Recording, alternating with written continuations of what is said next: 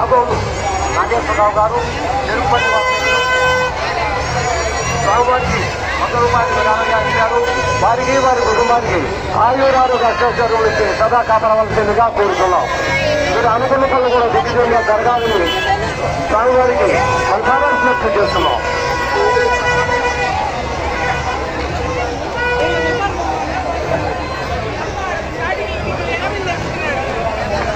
Hello Teja గారు అత్యగంట సభ్యులు స్వామివారికి 100 రూపాయలు విరాళంగా ఇచ్చారు.